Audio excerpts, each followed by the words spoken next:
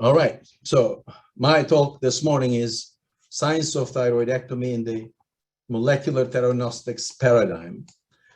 This talk is about the story of thyroid surgery, its rational, faith-based, and evidence-based trends. When I say evidence-based, it's evolving evidence-based trends, because evidence is in evolution at all times.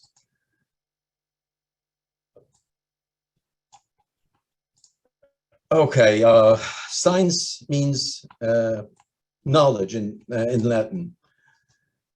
The expansion of knowledge for humanity has an exponential course, and the last 200 years have been amazing. Nitrous oxide as an anesthetic drug was introduced in 1800, and first commercial next generation sequencing equipment was marketed in 2000.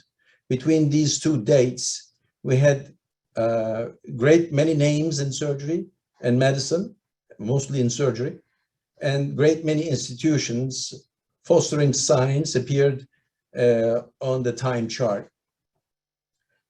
The meaning and the nature of evidence has evolved since Socrates, coming down to our times. We are now in the next generation empiricism era. We now have next generation evidence. Between these 200 years, we have University of Bern in Switzerland, Mayo Clinic, Johns Hopkins, New York Cancer Hospital, now is Memorial Sloan Kettering, Cleveland Clinic and Leahy Clinic, putting their names in the early progress of science of thyroidology. Coker, Halstead, Frank Leahy, George Crile Jr., and among these names also I added Dr. Beer-Wolters, who is a nuclear medicine physician. They put their names in the evolution of the thyroid cancer treatment. Birth of modern thyroid surgeries with Theodore Coker, the most neat and precise operating physician at his time, changing the whole landscape of thyroid outcomes. The birth of modern surgical oncology is with William Halstead, who is the father of radical operations. His ideas shaped the past 100 years, the entire 1900s. He put his name and signature.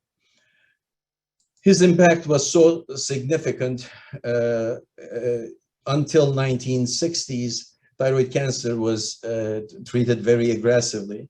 Once he said the radical and extensive neck dissection should be done, and this disfigurement of the neck is one of the prices the patients should pay.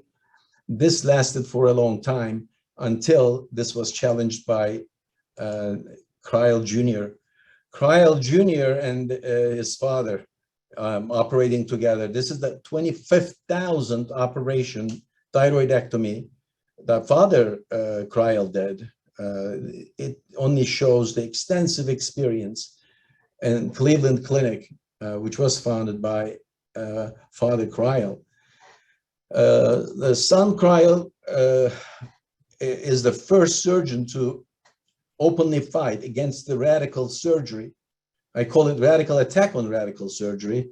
He challenged the strong ideas of Halstead. Halstead dominated the field for more than 50 years. He was the first to suggest more conservative surgeries for breast operations and thyroid operations. And this famous saying of his, I tell all my residents all the time, radicality of an operation should be against the disease, not to the patient. Then in 1941, the first patient was treated with beta knife. That was the idea, was Dr. Saul Hertz, going back to 1936. This had a major impact on the management of thyroid cancer. The first patient was treated in 1946 by Dr. Seidlin. Saul Hertz was still the first person who said some tumors, certain tumors, do not have the radioactive iodine retaining capacity, so we have to be very careful in using radioactive iodine for thyroid cancer. Patients have to be selected very carefully. It was then we got to find out that total thyroidectomy was required to direct the radioactive iodine to the metastatic sites to achieve any therapeutic benefit from radioactive iodine. This was first studied by Dr. Rawson and published in 1949, and the concept was adapted by Dr. Beerwaltes and entered into nuclear medicine literature with his 1957 classic book, Treatment of Diseases with Radionuclides. Ever since, this paper and this concept shaped the way we treated thyroid cancer. This is Mary Beth and Bill Beerwaltes celebrating their 50th anniversary. A happy man, a happy family, and a very productive physician. We owe him a lot in developing concepts and clinical protocols in nuclear medicine in general and the care of thyroid patients specifically. So this shows the trend and Beerwaltes effect, Cryle effect, and Leahy effect, and Halstead effect on treatment of thyroid cancer. Between 1931 to 1940, radical operations started rising, and it reached to its maximum in 1950s. This is the time that radioactive iodine came into play in 1950s, and there was a significant drop since 1950s. This paper came out in 1970 from Leahy Clinic showing these trends. Early on, the concept was do a lobectomy with radical neck dissection. Leahy himself said, there's no need for a total thyroidectomy because the other lobe is just fine. We just need to do a total clearance of the lymph nodes. We have to do the radical Halstedian operations. But that concept changed with Beerwaltes and radioactive iodine. This paper also, this Mayo Clinic data showing lobectomy versus bilateral subtotal thyroidectomy and total thyroidectomy operations performed at the Mayo Clinic between 1946 and 1970. Initially, lobectomy was the prominent operation, and after the introduction of radioactive iodine, lobectomy started going down, and bilateral subtotal thyroidectomy and total thyroidectomy became the 95% majority of all the surgical procedures performed for thyroid cancer after 1955. Total thyroidectomy, therapeutic significance of total thyroidectomy is indexed to radioactive iodine. Total thyroidectomy is performed to improve theranostic and therapeutic power of radioactive iodine. Total thyroidectomy alone does not have an intrinsic therapeutic advantage. This is the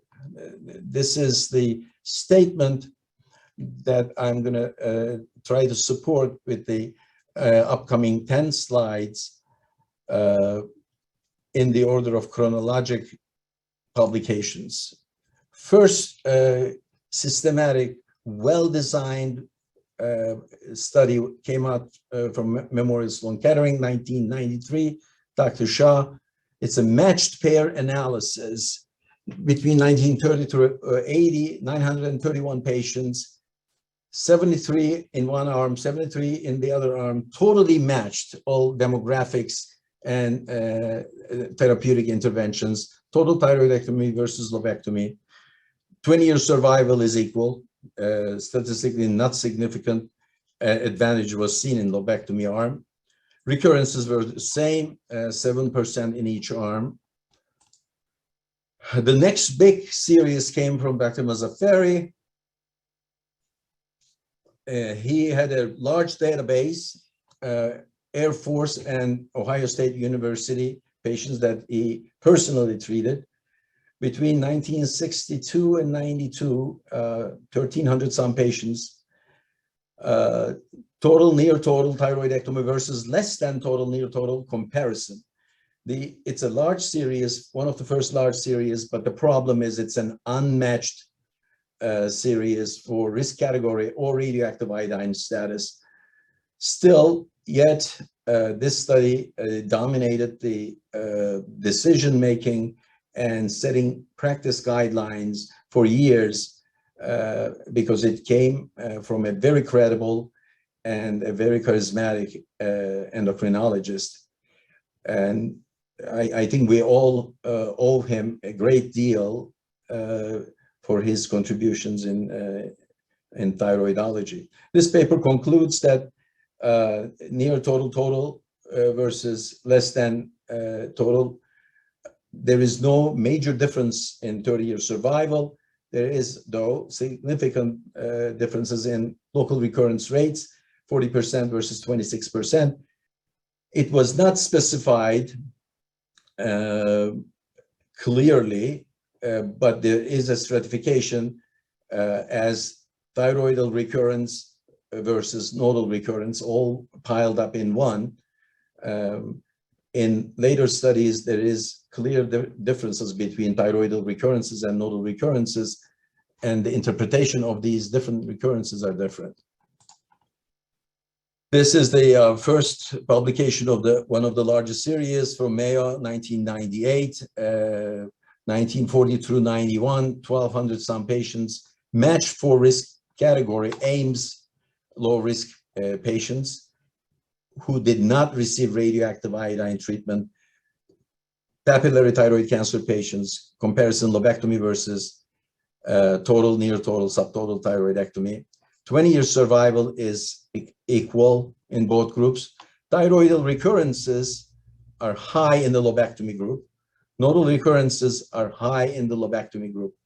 It's easy to understand thyroidal recurrences high in the lobectomy because most of these are occult thyroid cancers. If you do not do total thyroidectomy, some of them declare themselves at some point. Is this a good reason to do a total thyroidectomy has been debated. Dr. Hay believes that this 14 versus 2% is a good enough reason to perform total thyroidectomy. Most people still challenge the concept, and they show similarities between handling breast cancer patients and thyroid cancer patients. Yes, bilateral disease issue is an issue with breast cancer patients, but yet we do not do bilateral mastectomies all that often. So justification of a total thyroidectomy for possible clinically relevant contralateral primaries is still debatable. This paper came out in 2007, and it made a major impact simply because this was a very large series. 1985 through 1998, 52,000 patients. It was a very large series, but yet the data was not adjusted at all. So there was no matched, the two arms were not matched at all in terms of demographics, in terms of basic information about the types and histologic subtypes of the cancers and radioactive iodine treatment status. The study concluded that there was a statistically significant 10-year survival difference between lobectomy and total thyroidectomy in favor of total thyroidectomy. And there was, again, advantage in terms of recurrence rates in favor of total thyroidectomy, statistically significant. Most of us criticized this paper heavily. Data was clearly not homogeneous and had lots of inconsistencies. 20 years, 1,400 different hospitals. Data was unmatched in terms of disease-specific data and treatment-specific data. Unclear data on nodal dissection and node status. no histologic subtype information, no risk stratification data. As to the treatment-specific factors, unclear data on radioactive iodine. In fact, worse than not being unclear, 50% radioactive iodine treatment in total thyroidectomy and 20% radioactive iodine treatment in lobectomy groups were reported. And typically in the lobectomy groups, radioactive iodine treatment is not given. So there is some kind of a contaminated information staining this trial. Well, it's a retrospective analysis, and there's no data on TSH suppression. Years later, 7 years later, Adam et al. Published this paper in the same National Cancer Database where Bilimoria left the patients at 1998 through 2006, 61,000 patients. Now this data adjusted for demographics, clinical and pathologic factors, PTC patients, lobectomy versus thyroidectomy, there was no difference in 10-year survival. There was no difference in recurrence rates. Again, this study did not address different kinds of recurrences. In fact, recurrence rates were not reported. This is the most recent data published by MSKCC group. First author, Dr. Matsura, came out just recently. It's a very strong paper, propensity matching analysis, 1933, 50 years, 1,800 patients, matched pair, 1-to-1, 918 patients on one end, 918 on the other end, PTC, T1, T2, N0, NX, total thyroidectomy versus lobectomy. There is no survival difference. 10-year disease-specific survival, no difference. There is no difference in true recurrence rates. This is the paper, this is the only paper that clearly identified recurrence patterns. There are 3 recurrence types. One is in the thyroid bed, where the thyroid gland was removed. That is actually the only true surgical recurrence. Regional recurrences are nodal recurrences. Unless you do systematic node dissection, you would not be addressing those that occult disease at the times of surgery. So that is not all that relevant to the laterality of the operation. And then contralateral lobe primaries, in my opinion, also should not count as local recurrence rates to favor total thyroidectomy.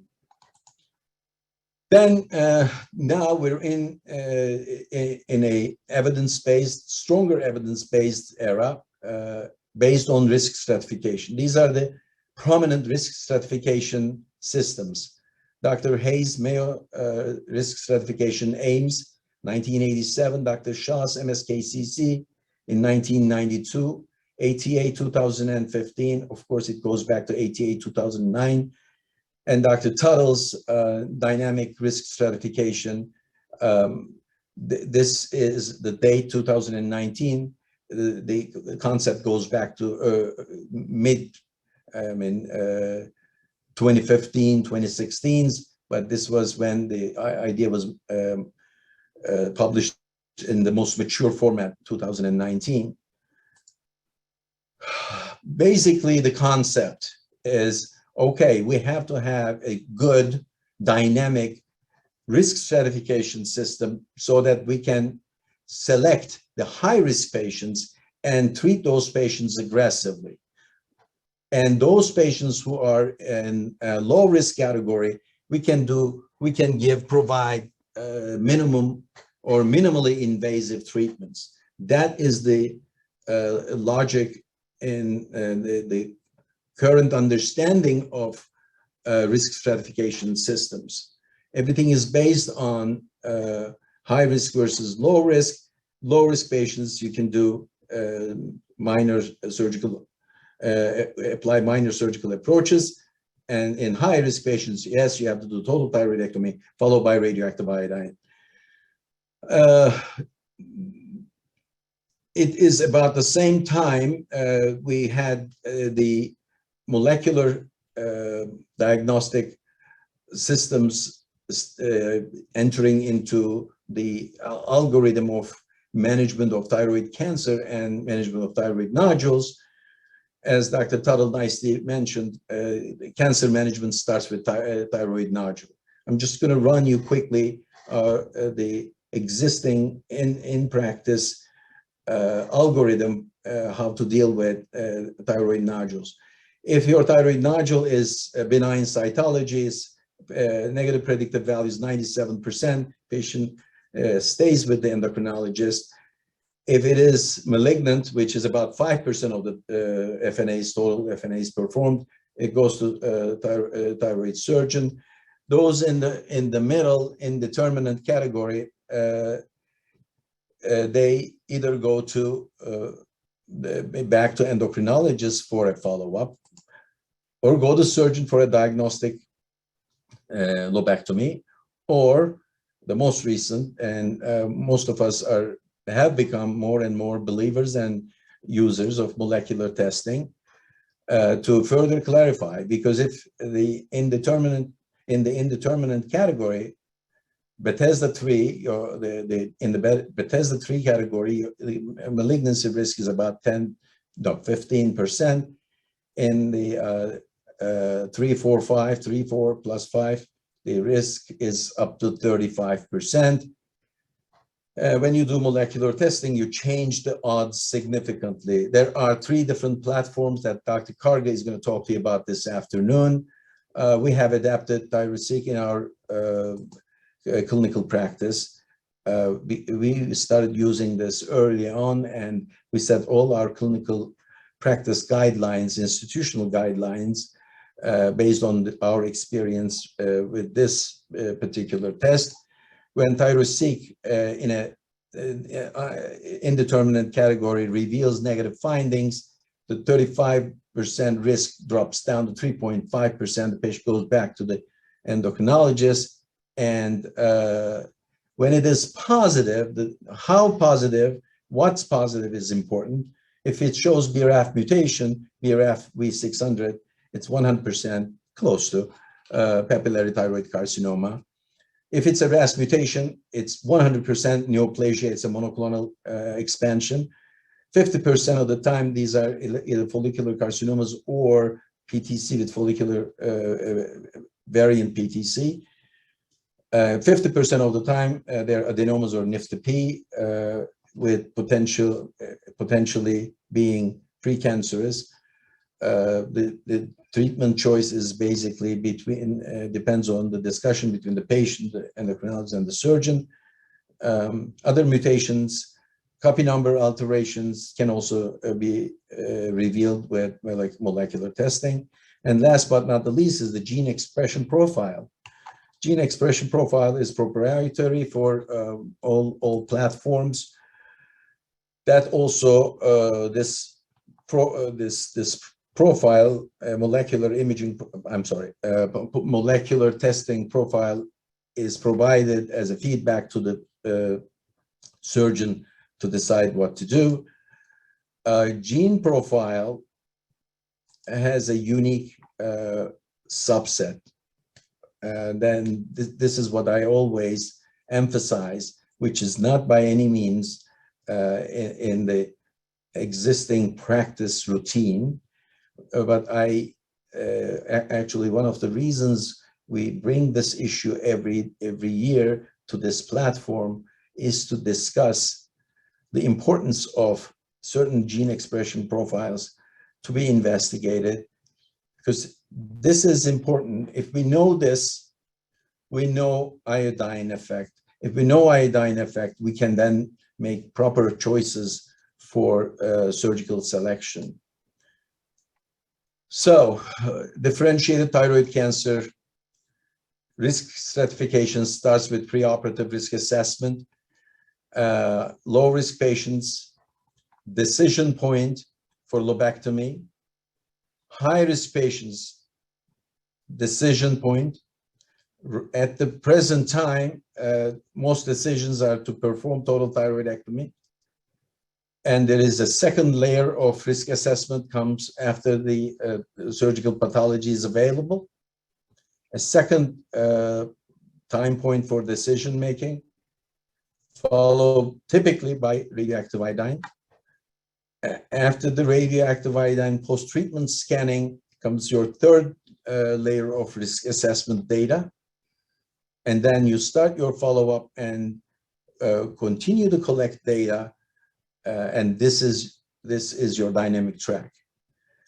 I hope this is my understanding of the dynamic risk stratification. I hope my understanding is not too far off. Dr. Tuttle, please feel free to tell me otherwise. But this risk stratification, again, connects high-risk patients to total thyroidectomy, which is indexed to radioactive iodine. This risk stratification has doesn't have a strong theranostic value. If we could somehow obtain TDS information at these different time points, just at the time of cytologic diagnosis and right after total thyroidectomy, in addition to the standard classic risk factors that we well know, we may design patient treatments more rationally. I'm coming close to my closing statements. Total thyroidectomy, complete thyroidectomy, again, therapeutic significance of total thyroidectomy is indexed to radioactive iodine. Total thyroidectomy is performed to improve the theranostic and therapeutic power of the radioactive iodine. And radioactive iodine is the only effective systemic treatment for metastatic or high-risk differentiated thyroid cancer. Therefore, lots of information is valid before making the surgical decisions or before giving our radioactive iodine treatments. Theranostic value of the radioactive iodine is established 80 years ago. Theranostic power of radioactive iodine is attenuated in thyroid cancer, needs to be evaluated preoperatively.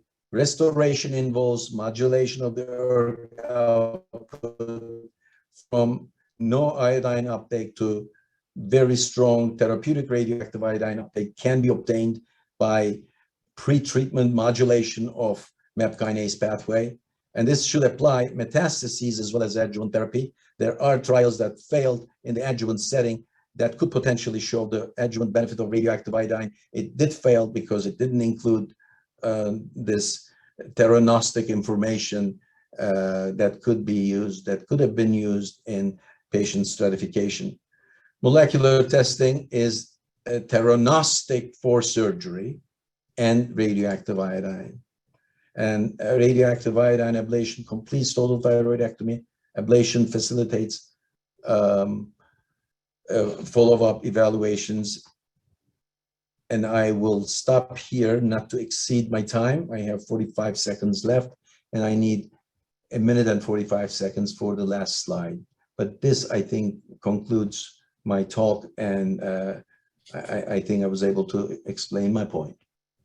Thank you. Thank you, Seza. I appreciate everybody's been doing real great on keeping us on time, and that's really